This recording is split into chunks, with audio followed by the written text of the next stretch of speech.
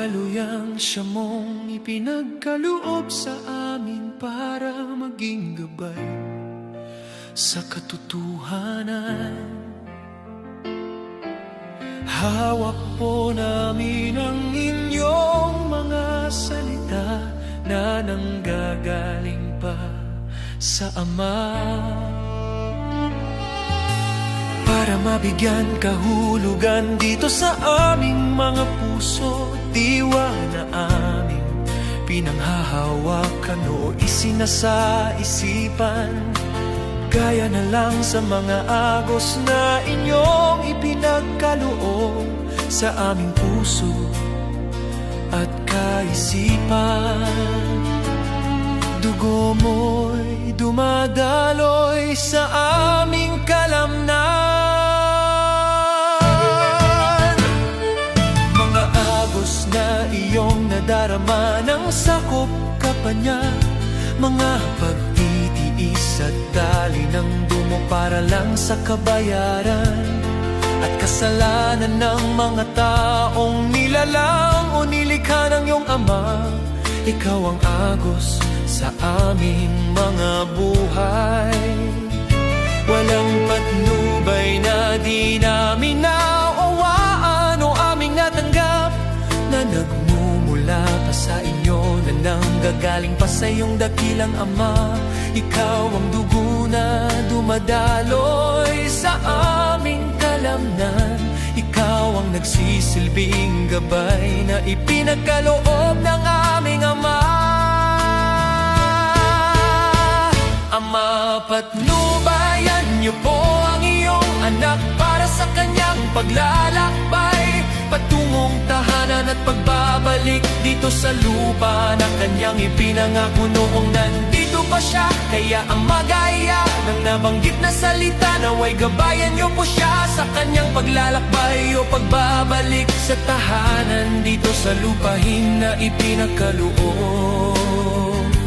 ng Ama.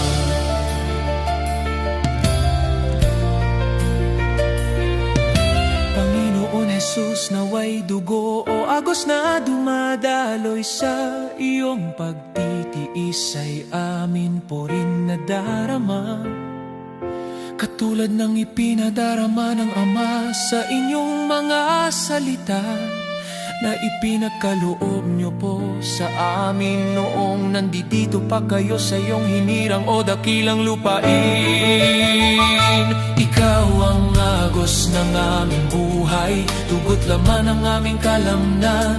Ikaw ang biyaya na nagmumula pa sa Panginoong Diyos na siya mong Ama. At ikaw, Panginoong Jesus, ang aming tagapagligtas sa huling araw ng aming buhay.